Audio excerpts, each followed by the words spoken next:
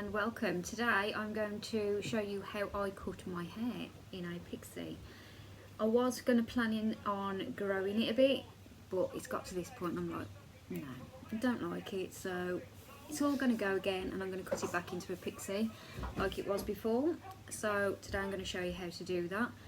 I am by no means a professional. This is just what I do at home. Started doing it in lockdown for obvious reasons, and I've just carried on doing it. It's not great, it's not the best, and I'm sure if a professional hairdresser saw it, they'd be horrified. But it works and we can do it. So here we go. First off, I like to start, because I shave the back and sides, so I like to start the longer parts from around here. See where your hair comes out and dips? That's where I like to take mine from, so that's what I'm going to do now. I'm just going to use my fingers and I go upwards, so it goes like upwards like that, because we don't want a bowl, we want a nice shape. So I'm going to start here and go upwards like that, and then try and get it as level as possible. Now if you've got short hair like me, this can be a bugbear because all the little bits try and escape as you're doing it like this, but eventually you will get it all. Try not to go too far up at the back, because you do still want some at the back. Double check it all feels level. Yeah. Right, now then what we're going to do is we're going to brush all this out, and I like it quite short, so I'm going with a grade 3. So that means I will actually start with a grade 3. I sometimes do a grade 4 first and then blend it in, but I'm planning on leaving it quite long on the top, so I'm going to go straight to a 3, which is not here. Is that it? Grade 3. Grade 3.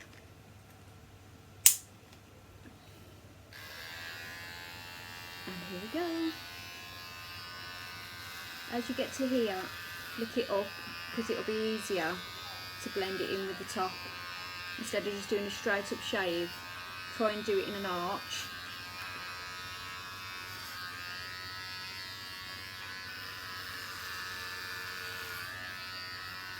So you arch over. Sometimes I find it easier if I put a finger on the line, so I know where the guide is and how far to go up. So I know that once I'm approaching that finger, it's time to hook up, and it'll also work at holding that piece of hair down for you to get all of it as well. Because as you lift up, sometimes the hair can move. Right, now I'm going to do the scalp part. I'm going to take off the guard, and I'm just going to do this bit here. So I like mine in a point rather than like a sideburn, so I'm just going to neaten it up a little bit.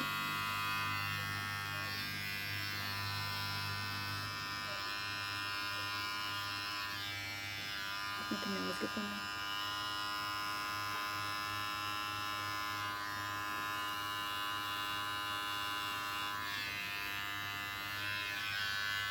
On the side.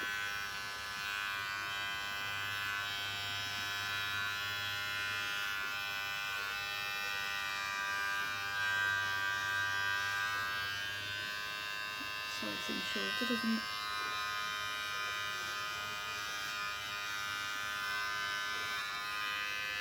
Yeah, as much as you can, try and do behind the ear. This is a bit more difficult because obviously you can't really see what you're doing. So just try and do as close to the ear as you can without going too far, because you're going to cut too much off and leave random chunks missing. Just see if you can get somebody in there around to help you just do that bit.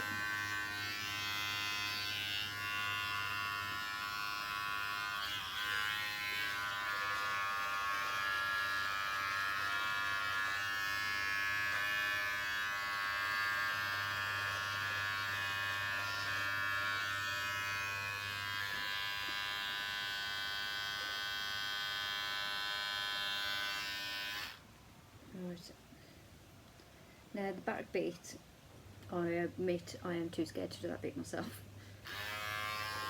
Don't mind going just put this bit here, but when it comes to the actual back bit, I'll get somebody in the house to help me do that bit, because I can't see where the line is.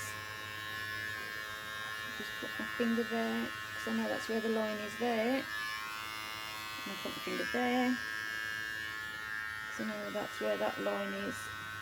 Right, so the sides are done. Wonderful. Check that they're level. Yep. Everything feels great up the back. Yep. Okay, now we're going to do the top. First we need to take all these clips out and the creator bubble, and we're going to wet it.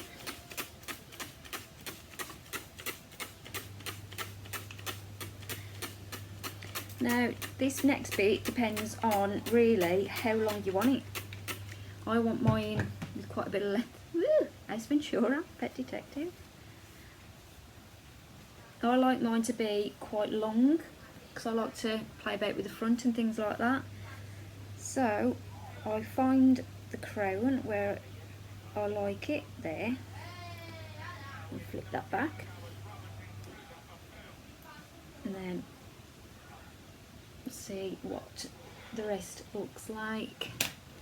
A bit more water.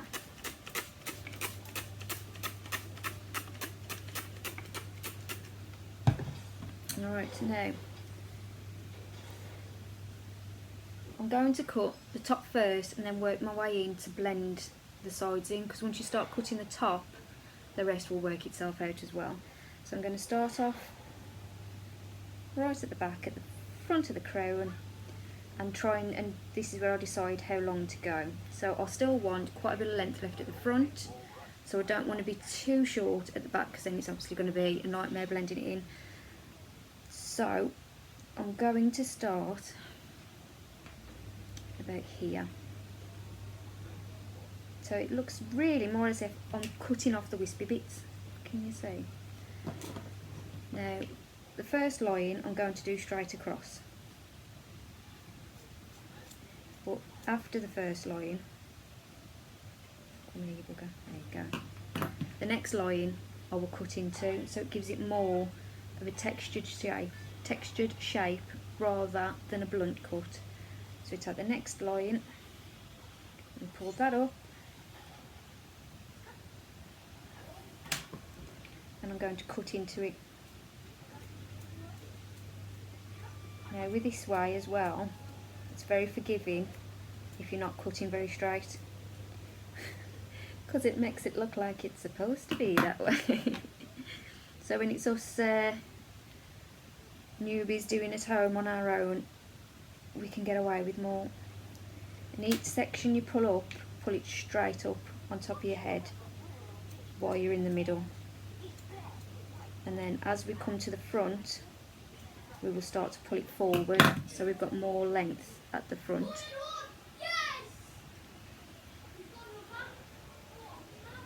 So now I'm starting to come to the front, I'm going to start pulling the hair a bit more forward, not too much, because otherwise you're going to end up with a big step, but just enough so that there's still a bit more of length left at the front. Now you'll notice that as I'm cutting, this bit's going to go up. That's fine, because we can sort that out when we do the sides. Now, as we pull that forward, you can see it's got a lovely layered sort of look to it. Now I'm going to start on this side,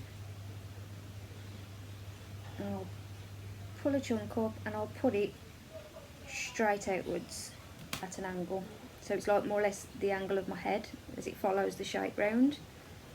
And then what I do is, as I pull that up so it's at an angle, I then pull the tips of my fingers up a little bit as well, so it's still that little bit of an angle, and then I'll just cut across. Remember when I said that that one side will be longer? This isn't the side, it'll be the other side. And we'll go again. Remember at the back we are still going straight up, we're not pulling forward yet.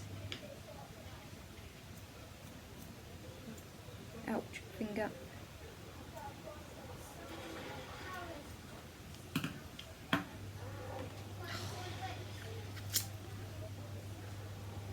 Hazards of cutting your own hair. Alright, now we're coming more to the front. We're going to pull out and up. So we're causing like a wave, I suppose. Right, now we're going to come back again. Section this bit off and we'll come in straight out the side of the head.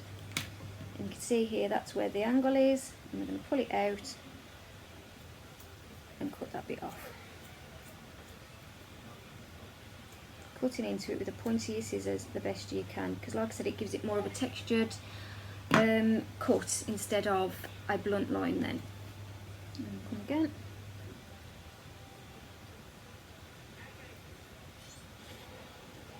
Straight out.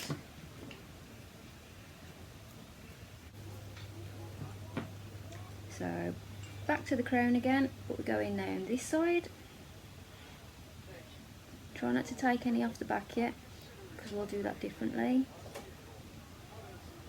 Now, because your hand is a different angle this way as well, you've got to remember to pull straight out, and then this time it's your hand that's going up a little bit, so you've got a bit more of an angle. And this is also where you've got to watch, because it's easy to cut your fingers doing this bit as well. Pull that out again, it's going a bit lax.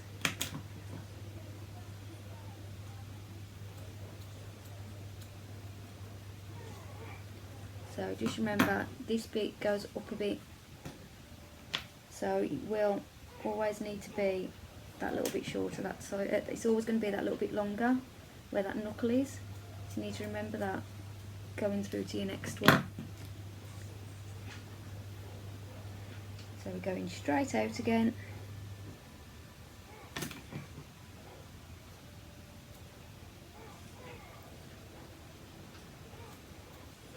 You can use your finger as a guide, but don't cut down to your fingers. You need to see with your eyes where the level is.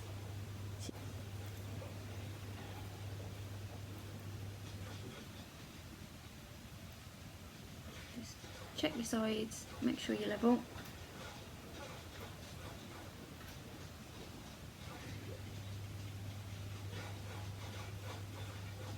See, that's one really long bit there. Let's just get that. Where are you coming from?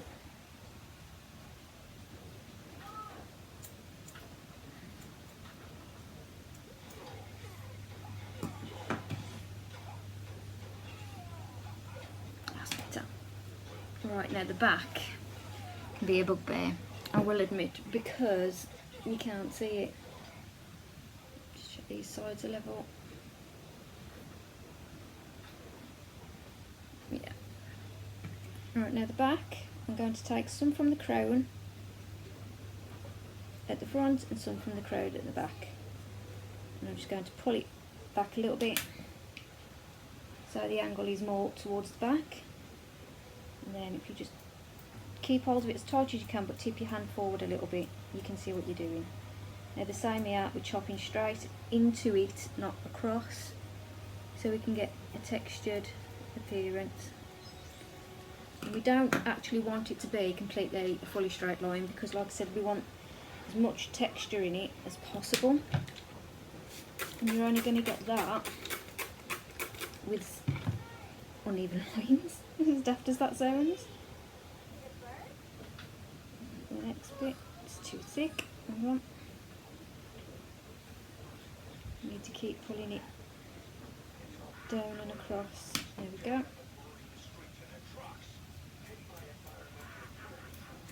Now as you put this piece of hair down, it will naturally lie, because it's different parts of your head, it will naturally lie layered as you put it down.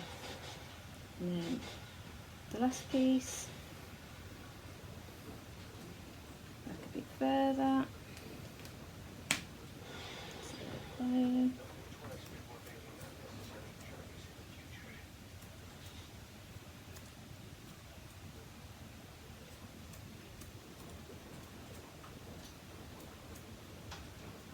And obviously as we come to do the sides, we'll do the same again. A bit back and lift it up.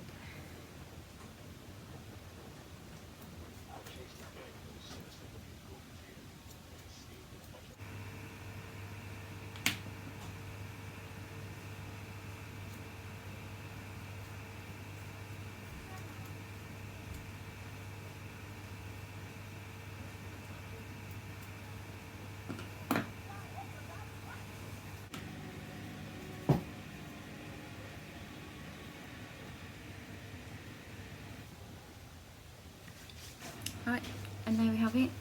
That is just a very roughly cut Pixie.